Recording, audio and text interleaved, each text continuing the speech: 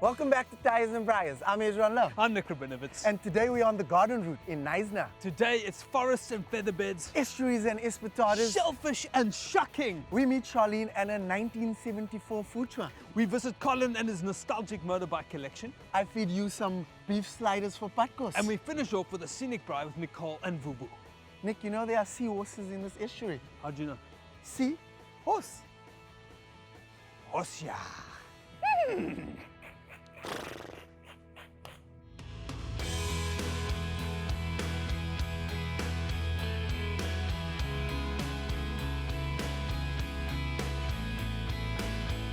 Hi, I'm Charlene Turpin. Today we are in Knysna at the beautiful waterfront alongside my bus called the Jam Jar, in which I trade from on most big events, as I am a chef by trade. The Jam Jar is an idea that started about 5 years ago. Family life became a big part of who I am. Children became a part of the picture. Working long chef hours wasn't possible anymore, and I needed to do something to keep my passion alive. Specializing in pastry, I realized that I don't want to stop baking. So I went out, I bought the big oven that is stored away inside this bus, and then I went on a hunt to find the right vehicle. Eventually I found this car not a million miles away, but just a couple of houses down the road in somebody's back garden. I snatched it up and I turned it into the Jam Jar. I had local mechanics that did all of it for me. I picked the color. I wanted something that was going to turn heads as far as I go, and I got exactly that. It's a VW bus. It's a 1974. It's got an original 2-liter air-cooled motor inside. Tried to keep it as much original as I possibly could. I had to change and put bigger doors in to fit everything I needed inside. The rest is still original. And it really has become the most amazing bus that I reckon has become a landmark for Knysna, even though we're not situated in one space. Yeah, I just love this bus.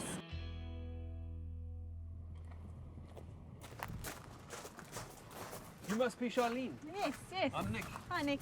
Hi Charlene, I'm Hezron. Oh Charlene, what a star. And her beautiful 1974 VW, air-cooled, 2-liter engine, 1800 combi.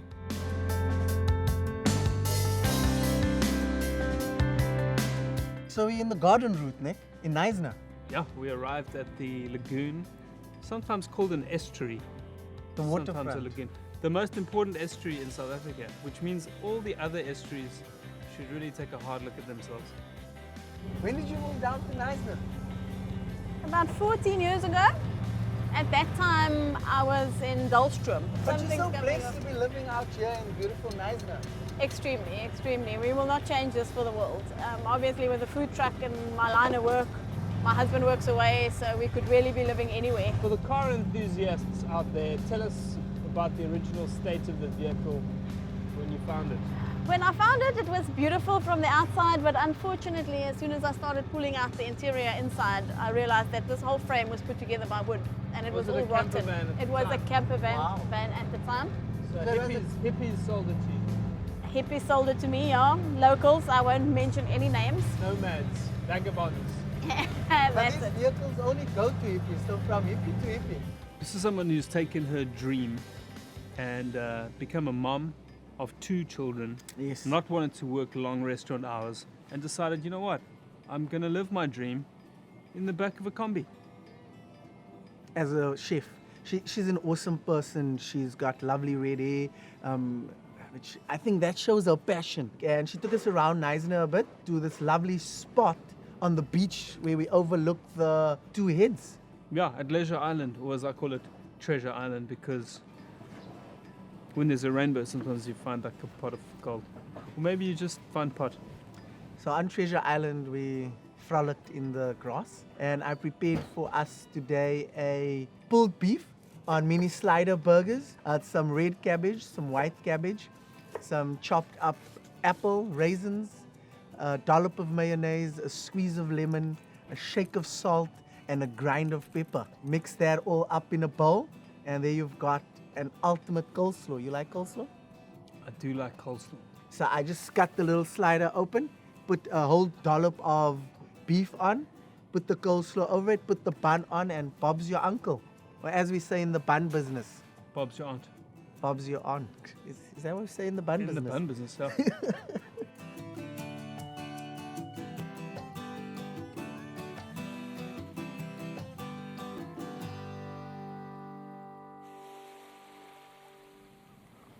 Here's Charlene was just telling me.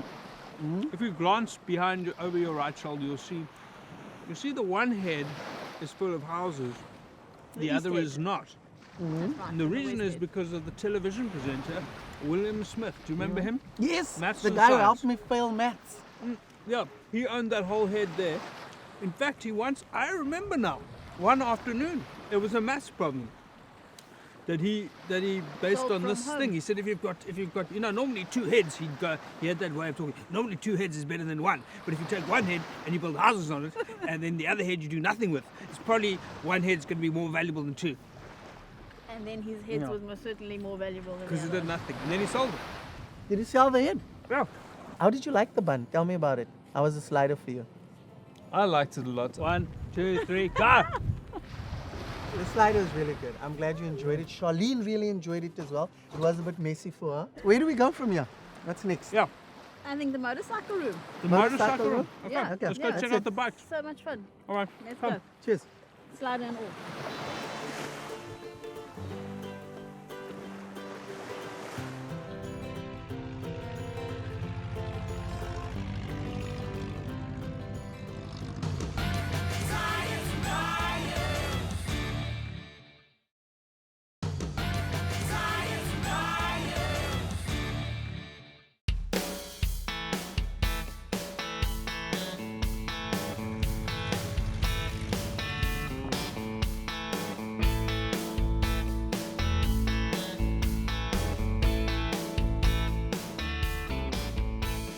Colin, how's it, man? How you, bud? How's it going? How are you, Colin? Good to meet you guys. Here's Ron. How's it going? What Yeah. an amazing room. Thank you. Full very of much, bikes. Yeah, thanks very much. What's this place called? This is the motorcycle room. Basically, just my collection of bikes. So my personal bikes that I've collected probably over the last 10 years. It's basically a hobby that got out of hand. So I started collecting, collection grew. I sold quite a few bikes in the past that I really wish I didn't. So I kind of stopped selling them. So I realized that people wanted to see the bikes. So when guys heard that I had this collection, they'd bug me, please come and see them. So basically winged it. We got this building, we kitted it out, and pretty much since the signboard went up outside, the people started coming in. So it's been, it's gone much better than what I expected. So we're quite happy about that. That's cool. Well done. Can you show us some of your favorite bikes? Sure. Colin's great because he wants to share his bikes. He wants people to come and see those bikes and have an emotional reaction. That was my first off-road bike, or that bike, I rode that bike in the Dakar Rally. Unbelievable. This was built in the KTM factory. It's a 450 Rally. There's the Dakar sticker. So this is the real deal Dakar bike. Wow. Yeah. How was that bike? With the scrolling thing and the Yes. computers and the Those bikes were. tennis ball and There were some awesome bikes. I really enjoyed the copper bike. This is pretty much our pride and joy. Yeah. This row of bikes here, all locally built. So either I built them or they were built for me by a friend of mine. And when we build customs, we like to be a little bit outside the box. What is special about this particular bike? So if you look behind you at that picture there, that was the donor bike. So it was an old delivery bike that I bought for 1,500 Rand, and this was the end result. wow. So Can I push my luck? You may. Can I sit You on want it? to push the button? I'll tell you what, we can do one step better. The ignition switch is off a World War aeroplane back Yeah. in the day. So you pretty much put it in takeoff. So you can put it in takeoff. No That's way. it. And then push that button there.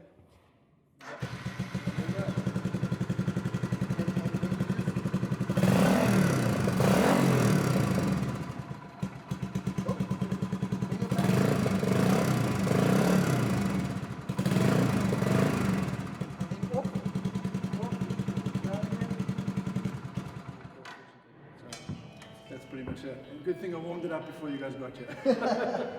There was the Ducati 746. There was a bike from Speed Racer.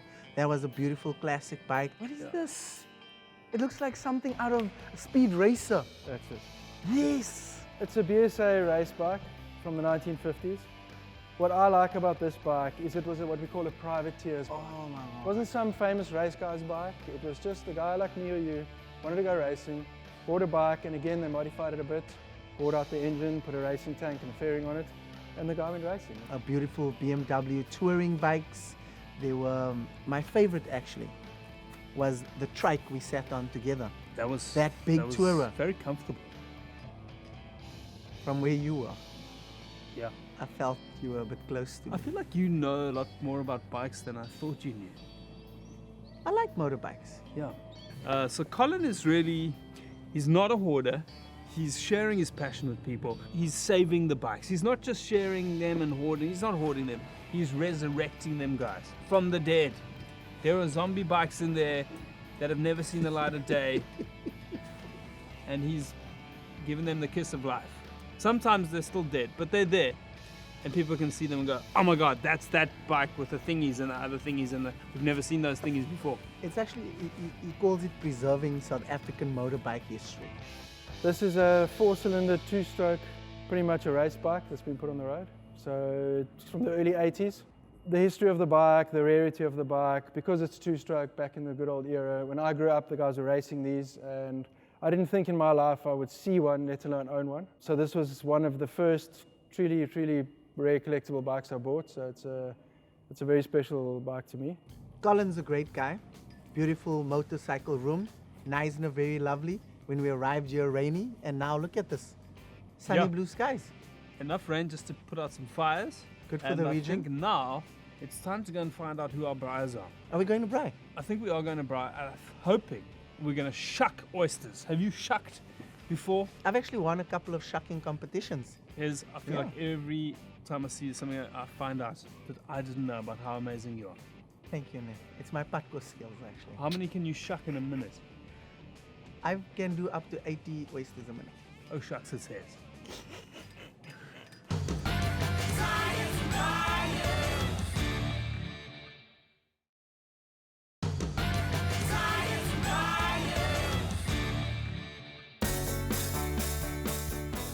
Arrived with Charlene and we met the featherbed team of Nicole, Patrick, and Vuvu. And we immediately started shucking oysters. So we're here with Jola, Patrick, Master Shucker, Master Oyster Shucker. Master Oyster Shucker. Yeah. How many titles have you won? I've won 5 titles in 5 years in a row. Sure. Gee whiz. What are these titles? Shucking oysters and shuck and eat oysters. How many oysters have you shucked and Yes. eaten? To shuck oysters only is 30 in 2 minutes. 30 in 2 minutes. Gee whiz. Hezron told me his record was 80 in 1 minute. 5 minutes, please. I You can't said take one. this guy down. You said one. So Hezron had some major claims about his shucking ability. He said he could shuck 80 oysters in a minute. Then we discovered from Patrick, the oyster champion, the shucking champion, that he only does 30 in 2 minutes. So one of those two people was lying. And I feel like we discovered which one it was. Show us how you shuck. Walk us through it. Okay. Put a knife there. Ooh, technique, skill. Patrick, and these are wild oysters, am I right? Yes. They taste better. They are creamier than the cultivated ones. The cultivated ones are salty in taste. The technique for a wild oyster is you come in under the hinge, slip the knife underneath, and then cut the muscle, which is normally on the right-hand side, and then the lid comes off, and then you're able to loosen the oyster with the knife underneath the meat. Patrick, they say that the oyster is an aphrodisiac. Have you had an experience of that? Yeah, it's true. Is it? Yeah. Nyan Nyan. 1997, we proved that time we take the oysters to the factory. Yeah. All the bags. The oysters that are stuck on the bags. The ladies will take them, sometimes they break. And then they ate them. And then? And then 4 ladies got pregnant that year. Yo. Wow. So I don't know where they get those oysters from, but then they've got to keep them in those tanks. Those tanks have been going since 1949. Those tanks are old. But I don't think the oysters have been there that long. Oysters can only live up to their 21st birthday, which is sad for them. They get a key and everything and then they die.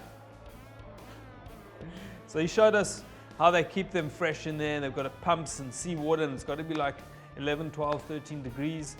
And then when you take them out, you have to shake them up so that they know there's an attack coming. And they put up their defenses, they close themselves up, Otherwise, if they're open, they're going to be off. Yes, you see, Open. Open. this one is dead already now. One is still alive, it stays closed. It didn't make complete sense to me, to be honest. But I went with it. So this water is very clean, eh? Yes. Now, with the water shortages, I mean, I'm from Cape Town and there's a drought here as well. Do you think I could take a bath in here? No, it's salt water, this. I don't mind. No, the reason is because I like to have a bath before I shuck, Oh, you like a bath, and then we go shuck. like an oyster, it's always like a clean water. Yeah, if I'm gonna fiddle with an oyster, I must have a bath first. Why is that? Just because. Why? I can't say on TV. Let's go, Braai, Patrick.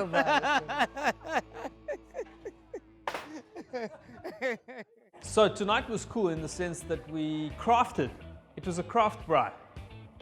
You've heard of craft beer, you've heard of craft gin. Well, this was craft braai. Good evening. My name is Vyokazi Vuvuzela. Delicious. Boom. Vuvu, what a passion Vuvu has for making his potatoes.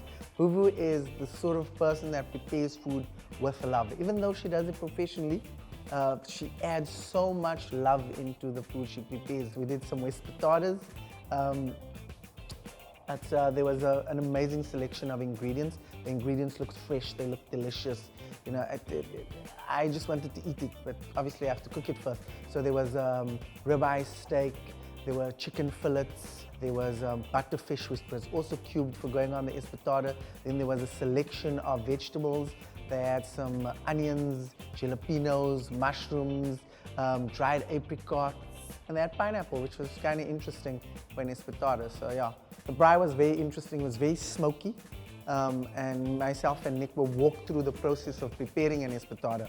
She's very meticulous in her style of cooking. She had different sauces for us. There was mushroom sauce, garlic butter sauce, and she just made me feel at home and welcome. I'm really actually good. emotional. Please don't be. It's the I vegetable. haven't been Yes, in a braai it's like also this in a long time. And that's Yeah. more veggies. Now I think we must move that side now to check. That is happening here. Can I baste as well? So here we have to use different tongues because we can't use the same tongue as we use on fish. Like, it's not the size of your tongue Yeah. that counts, but how you use it. Oh, Nick, this is getting emotional. You know, I'm a very experienced baster. For you. Really? Yep, some people call me a master baster.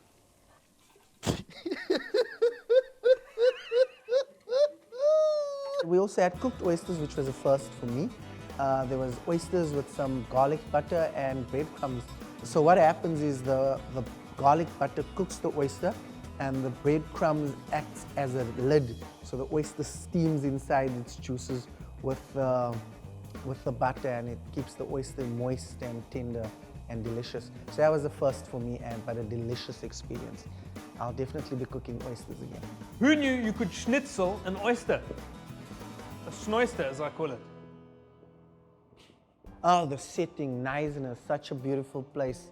I think the town as a whole has really recovered after the massive fire we had 18 months ago here in Knysna. And it's just come together, there's rain falling. It's a beautiful place. Seeing the heads that lead into Featherbed Bay, that's beautiful. It's just, Knysna is definitely a jewel in the garden route, worth visiting. I'd definitely come back here. Beautiful town, beautiful people, Charlene and a beautiful truck. It's the sort of place you feel like you're in Mzansi, for sure.